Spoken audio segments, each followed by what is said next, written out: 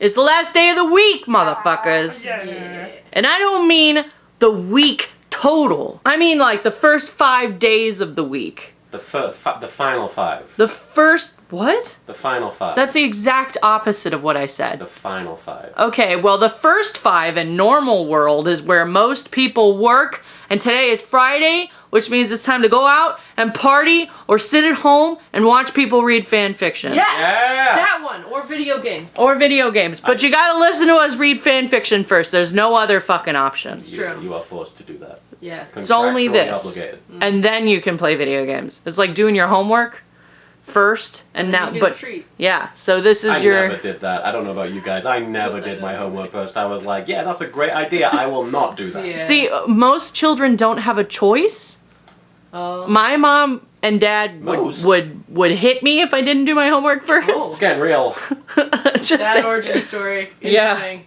I'm actually what Batman would have become if his parents stayed alive. My parents wouldn't give me as many cups of tea if I didn't do it. Wow, and that's the real punishment. That's what the origin of the You pen don't do your homework. You don't get tea before bed. Welcome to Nice. Friday. And in turn, welcome to Fanfiction Friday, aka the only option you have for a Friday night if you are of our caliber. Fanfiction Friday is where we put characters, locations, and scenarios into 3 different hats. We pull 2 characters out and then one of the other 2, and we have to write a fanfiction in 30 minutes or less, including all of these elements. And how we include those elements are up to our own interpretation. My story this week includes Nicholas Angel from Hot Fuzz and Link from Zelda. Oh, this is gonna be so good! I don't know about I that. really love Hot Fuzz. I also love hate Hot Zelda Fuzz. though.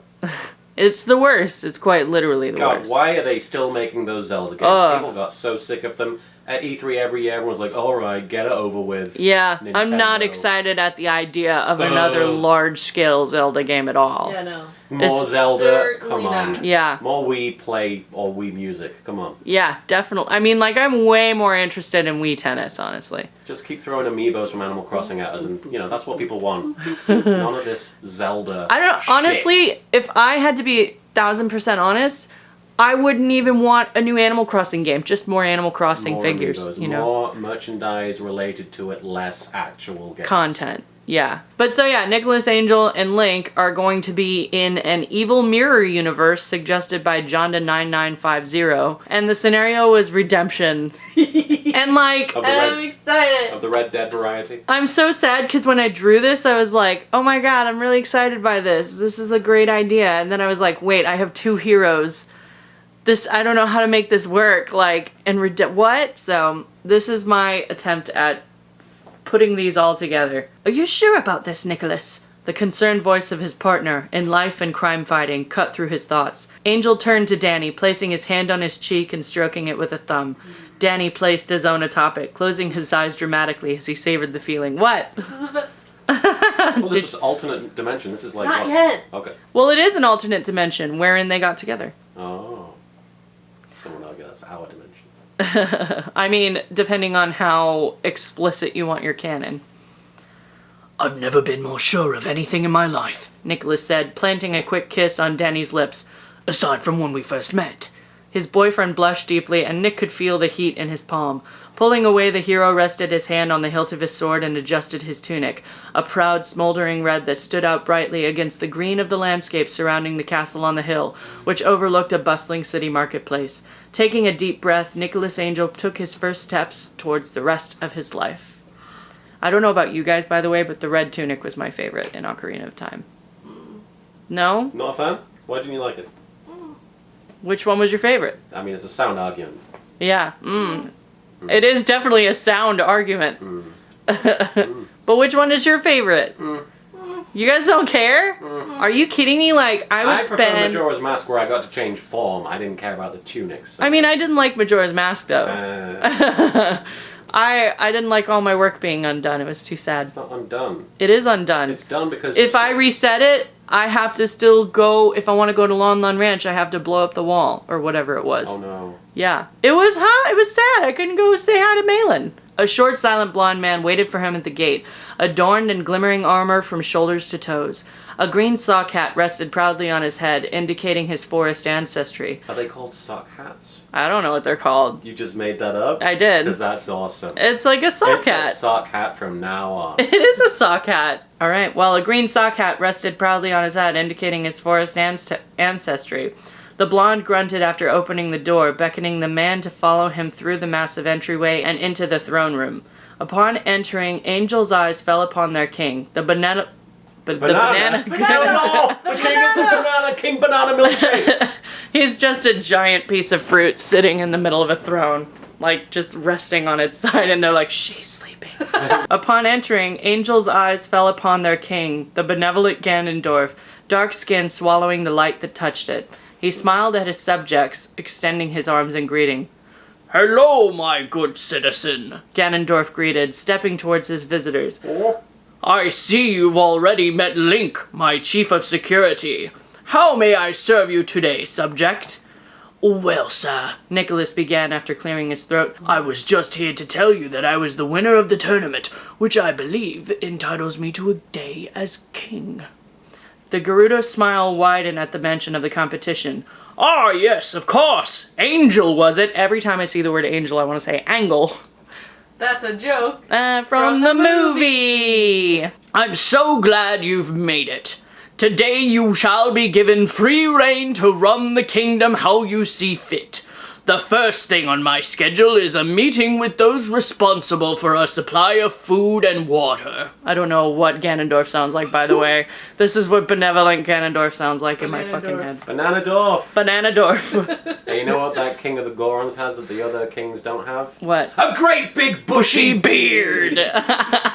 If you don't mind, sir, I was thinking we might begin a little differently. Angel responded, folding his hands behind his back as he nodded once to Link, who immediately restrained his now sputtering ex-king. Oh. What is the meaning of this? Ganondorf explained, Bananadorf exclaimed, struggling vainly against the other smaller man. Somebody draw a fan art of Banana Dwarf. Let's start today with an execution. Nicholas growled, pulling his sword out with a slow, deliberate movement Slice as he... bananas. He's very hungry. Danny was like, are you sure you don't want to have some lunch, dear? You know how you get when you have lunch. Have a Snickers. Nicholas growled, pulling his sword out with a slow, deliberate movement as he allowed the other to savor his last few moments of life. Nicholas was thankful that he remembered to wear his red tunic this fine morning. Oh. And his brown pants. And his sock hat. And his sock hat. No, that's Link. He's not wearing a They hat. all wear them. Nicholas is not wearing a hat. Amazing. No. Hmm. Going to amazing. Amazing. We're referencing so many things today. Once the deed was done, the new king looked at his bloodied hands, the evidence of his power. His eyes were flat, dead, as though this were something he were used to. And to be fair, one did not get to his level of skill without some apathy towards death and murder. Right. Nicholas made his way down to the basement, finding what he was looking for quickly. A small room stuffed to the gills with women and children. Some worked for him in the castle, but many others were there simply to be slave to the king's desires. Nicholas opened the door, their eyes widened with alarm, unsure of what he would do. Despite his benevolent exterior, girls and women of all ages had gone missing for decades, vanishing into the night when straying into the city after curfew. While Angel was a wanderer who had not been in town for long, he had quickly caught on to the plot and entered into the tournament for the purpose of freeing them. Knowing how many of their husbands and sons he had most likely killed in the Hyrulean Wars, this was the least he could do. Room after room of slaves flooded out of the castle, and Nicholas stood at the castle gates as the last few disappeared into the streets. Danny approached him, wrapping his arm around his partner's waist as they watched women reunite with their families. So, what now? Danny's inquiry, on its surface, seemed simple. The angel? Oh. Oh. Now we know your real feelings. Yeah, right. But angel. No! There's so many different ways you can... Draw a fan art of a butt angel. But Angel of Bananadorf. But, Angel had no real answer for it. Now, we move on. Nicholas stepped towards the city, their home. Security guard Link became king. Since he never spoke, no new ordinances were passed, which meant everything kind of stayed the same. So no one was really happy or sad about it. The end. I ran out of time. Oh. That's great. So does this mean the peace lily is the Deku tree? Yes, that's exactly what it means. All other things that I was trying to say disappears in the wake of the peace lily. Okay. What I was trying to do in my head, I was trying to be like, people are going to be people and they are intrinsically Right. themselves no matter what. Right. And like even though things may seem bizarre and inverted, like we're always going to default to what we're meant to be. It's like the different spokes on a wheel at the center. It's still the same center. If you are a banana dwarf, then you will always be a banana dwarf. There's no way for you Two to ends. escape your fate. Not Two even. ends of the morality spectrum. Banana dwarf, which is the worst, and butt angel, which is the best. And if you're a banana dwarf, no butt angel can save It's you. like Paragon Yep. and Renegade. My story involved a bunch of different elements, as they usually do. The characters I chose, well, I didn't choose them, I picked them. The characters who chose you. Yes, Destiny. Were Jared Leto's Joker, Oh. who, let's be frank, we don't really have much to go on right now. We just have Jared Leto's performance, like That we haven't seen. as a glorified cameo in Suicide Squad. So really, it's just what you see is what you get for the time being. So I had to. And it's damaged. It's damaged. It's very damaged. Lots of tattoos. Banana dwarf. What a crazy guy. So Jared Leto's Joker, suggested by John J. Gillick. Thanks, John J. Cheers, John J. Gillick. John J. Gillickheimer Schmidt. JJG. His name is my name too. Second character was Alyx Vance from the Half-Life series, who is pretty awesome, if you ask Yeah, me. she's She's a pretty great cool. female character. She's not a romantic interest. She's equal to the main character. You just don't play as her, so it's cool. to She have actually her. has things to say. Yes, she's the actual, real protagonist, because unlike Gordon Freeman, she actually expresses motivation and interest and stuff like that. Oh my god! I'm just saying. Gordon Freeman's just like, I don't really care. I'm just walking around. The location- Like, there's things that I could care. The real location is in a ball pit, which was suggested by Death Star Catfish. The scenario is investigating a murder, which was suggested by Abby Krug, or Krug, I'm not sure how you say that. This was Alyx Vance and Jared Leto's Joker in a ball pit investigating a murder. Alyx surveyed what remained of the McDonald's play area. It ties into my old story with Ronald McDonald. Oh my god. Ravenholm had seen better days. She struggled to believe it, but before the Combine, before Black Mesa had tampered in God's domain, before Gordon Freeman had been forced to step up to the plate and become the heroic crowbar-wielding ginger scientist that everyone knew and loved, Ravenholm must have been a nice, homely little place. Those better days had come and gone, however, and despite the fact that this McDonald's made for solid fortification against the hordes of mutant alien beasts mewling and howling outside, it was one of those fancy two-story restaurants with automated doors that the headcrab zombies just couldn't get their craniums around. Shit. It still wasn't the sort of place Alyx was keen to spend an evening in, let alone an entire day. But she had no choice. A two-story McDonald's? Hold on. I'm Those not rigs, over those this. exist. I know, but I'm like, damn, man. Where do they live that they get a two-story McDonald's and the apocalypse? The only Ravenholm. thing that I would care about is the slide that connects the two. And I wish I'd featured that in the story. I feel like I've let you down. But she had no choice. Dr. Kleiner had gone missing, presumed murdered, while searching for his beloved headcrab pet, Lamar. And Ravenholm had been his last known whereabouts. She imagined Ravenholm had become a lot of folks' last known whereabouts, with its plethora of creepy dark corners and dimly lit streets that spooked her even as an adult woman. Because she knew that if something went bump in the night in this place, it typically wasn't just her imagination, and likely signaled the arrival of something twisted and terrible. "Dog, you find anything?" she called down to the ball pit. There was a faint rustling, followed by an explosion of colored plastic balls as they were thrown through the air in Dog's wake. Her trusty robot friend had buried himself deep into the makeshift pit as he searched, and ejecting himself from it caused most of the contents to erupt like some manner of harmless rainbow volcano. He stood, his mechanisms whirring uncertainly. The metal flaps around his singular, endearing eyeball drooped despondently. "Nothing down there, huh?" Alyx sighed. She would have searched there herself, but with the state of the town, who knows what could have been lurking in the pit. Sure, it was designed for children, but anything could have been hiding within its shallow depths. I mean, fucking head crabs like balls too. Last thing she needed was for one of those oily, toxic headcrab variants to leap out at her while she was stumbling around in a cheaply constructed children's playground. I guess it was too good to be true. He's probably outside somewhere, standing in the middle of a street like the delusional old fool that he is, blowing a whistle that might as well be a dinner gong. Laughter filled the room. At first, Alyx had expected it to be merely a sound effect playing throughout the restaurant. The fast food chain's mascot had been a clown at one point, hadn't it? It made sense to want to play that up, really sell it for the kids who had been allowed to make their own fun in here, whilst their parents stuffed themselves full of chemically altered food products in the other section of the building. She's a hippie. There was some strange... she lives in the apocalypse. There were some things about the old world that Alyx didn't miss. But she's a scientist. She's the daughter of a scientist. Still, she has an active interest in what's going on. Right, but I wouldn't think that she'd be like, ugh, chemically altered food, GMOs. She's the kind of rough and tumble girl who likes to go out there and collect things, not like... She's Indiana Jones as scientist. Right. She's an Indiana Jones scientist. I imagine Indiana Jones doesn't stuff his face with a McRib. You don't know. I don't remember that scene in any of the movies. What if Indiana Jones got paid by McDonald's to shove a McRib in his face? That's then he would eat a McRib. Movie. The fifth movie, Depends Indiana Jones. And the McRib. And the McRib. And the Crystal McRib. Kingdom of the Crystal McRib. No, Kingdom of the Crystal Pepsi. Oh.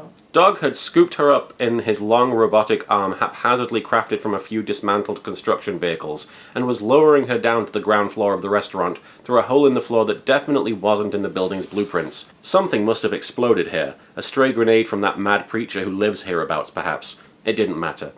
The only thing that mattered right now was that a bizarre-looking clown man with no shirt on and a series of less-than-subtle tattoos was standing in the dead center of the room, aiming two objects at Dr. Kleiner's head. The estranged scientist was on his knees, a trembling, whimpering mess as he stooped beside the manic clown. In the other's hands was a crowbar, the implications of which were obvious, and Dr. Kleiner's personal pet headcrab, Hedy Lamarr. "Welcome to the party," the Joker announced in a disturbing rasp, his breaths ragged like the unmistakable sounds of a person dying in the wreckage of a car accident. "Nice of you to drop in." "Whoa, whoa, whoa!" Alyx held her hands up as though to discourage any unnecessary violence. "Easy, buddy. That's my friend. That's my dad's best friend, and I very much like him as he is, in one piece. So maybe think about dropping the gun before my robot friend..." He didn't have a gun, did he? Well, there's a gun there now.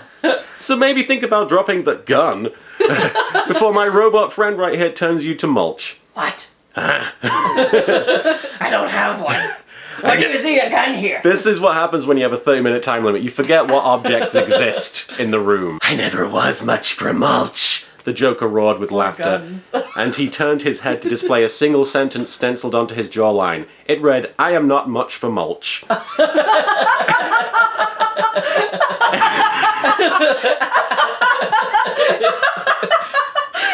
What about fertilizer? I don't have one about that. Yes. It was awfully specific, unnecessarily so.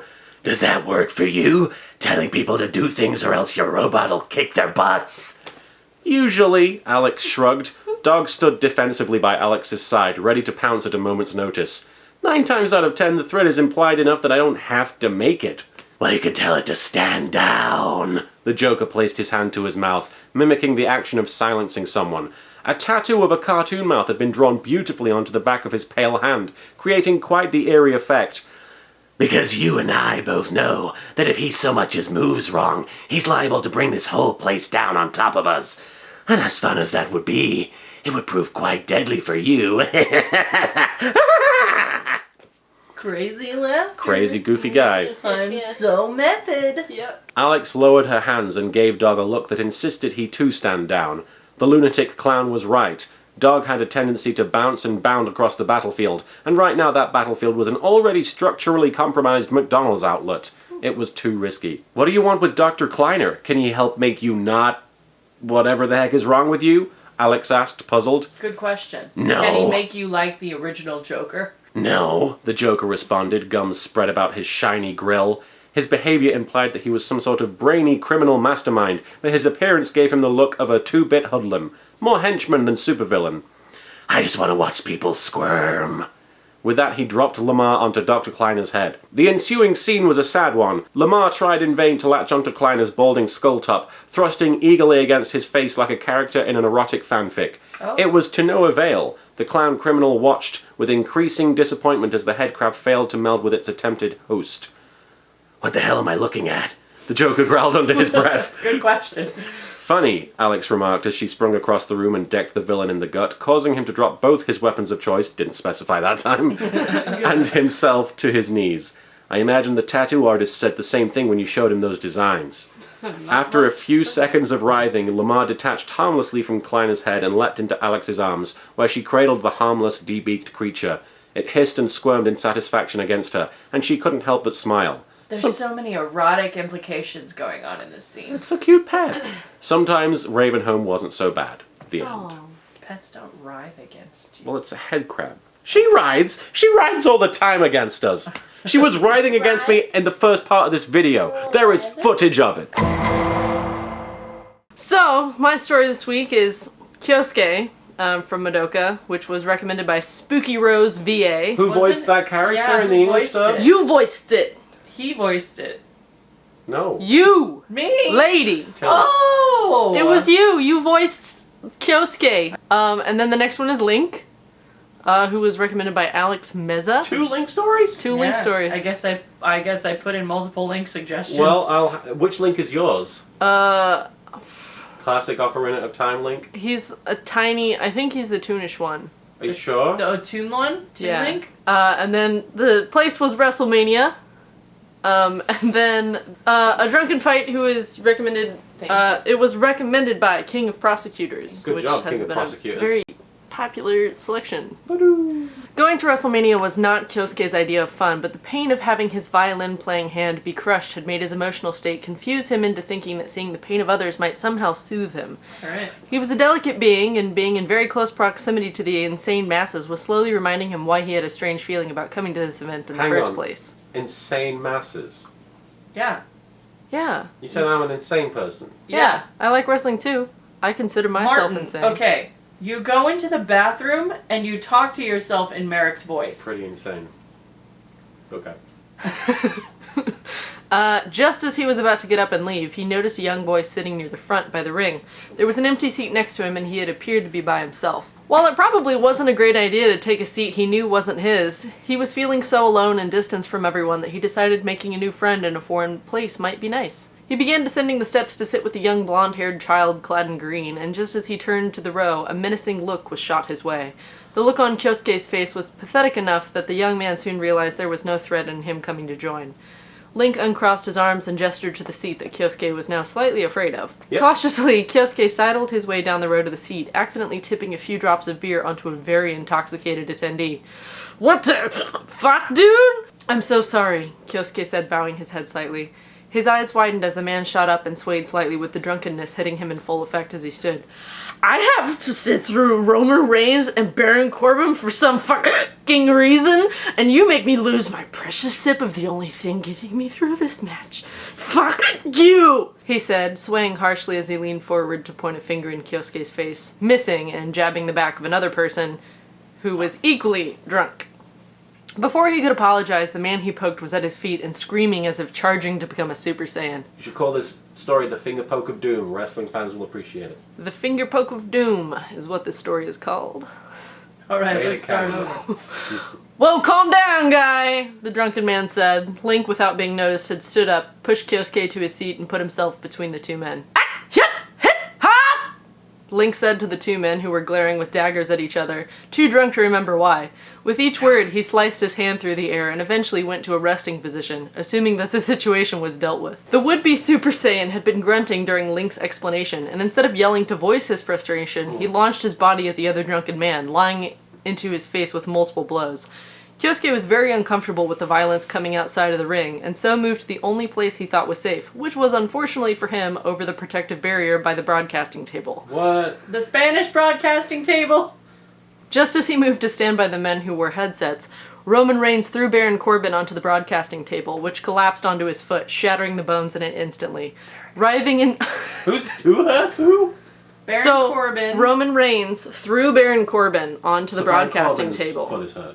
No. Kyosuke Kyosuke. is standing by the broadcasting table. Oh no, his hand and his foot are broken. His whole Yes. one side of his body. One whole side of his body is Can't play just violin with his crushed. feet now. I know. I will kill you. Writhing on the floor in pain, Link came to Kyosuke's aid, completely ignoring the drunken mess of fighting that was beginning to spread due to all of the patrons being intoxicated except for those who were underage. Kyosuke was curled into the fetal position on the ground as Corbin and Rain stood nearby, waiting for the medical team to come help the child that seems to have wandered into a dangerous area out of nowhere. That's on security, man. That is on security 100%. It is on security. There was an incident where a drunk man was going to attack a child and nobody did anything, and then they allowed the child to go over the security railing next to the announce table. Huge oversight. What? This is WrestleMania? How do they not have enough security to take care of this problem? I feel like I'm back at the WrestleMania from this year where they didn't have enough security to get me into the arena within 3 hours, and still not bitter about that, by the way. Tilly relates very closely to what he's saying. What was I thinking? Kyosuke choked out through his tears. That's how you react to a broken foot. What was I thinking? He's an anime child. Yes. Everything's over the top. Blames himself for everything. Anytime I think I'll make things better, I make them worse, he sobbed as he looked up at Link. Sorry I involved you in anything, Kyosuke said to Link, who had only come to the event because of a date with Zelda, which she had to miss out on due to a royal whatever. Again, this was hard. His girlfriend. No. All royalty. He figured being in a universe that didn't actually affect him or where he came from would probably excuse laying waste to the main talent. Oh my god, he openly admits that he is not from this world? Wow! I want a sequel. Who's Link? While security was preoccupied, Link began a very epic fight scene that takes way too long to type out, and ended up getting an honorary belt for not only livening up the match, but becoming a fan favorite for defeating two people that never should have been in the ring at the same time together anyway. And on that day, Kyosuke learned that when you're down, try not to rejoice in the pain of others or you will bring doom upon yourself. Alright. I blame Vince Russo for booking this storyline. So it's Friday, guys! That's it! You just grabbed my tit. If you want to read our fanfictions without listening or watching our idiocy, go to 3 Hats on Archive of Our Own. If you want to just listen to or watch our idiocy, go to our YouTube channel, which is what you're probably on right now. You found it. A little Karibo on YouTube every Friday. But if you want to influence us, if you want to take part in the storytelling and the creation of new mythology for a new era of fiction. If you want to help people travel through dimensions to see wrestlers hurt each other and small children, break their feet, then in the comments feel free to leave characters, locations, and scenario suggestions. Make sure they're completely unrelated. Make sure you label them properly. Don't put like location like I did with the scenario. Yeah, someone put a location as like a haunted Segway tour. That's not a fucking location. That's a scenario. A location is a static place, usually 1 or 2 words. A scenario is something that happens in a static place. Got it memorized? See you next week.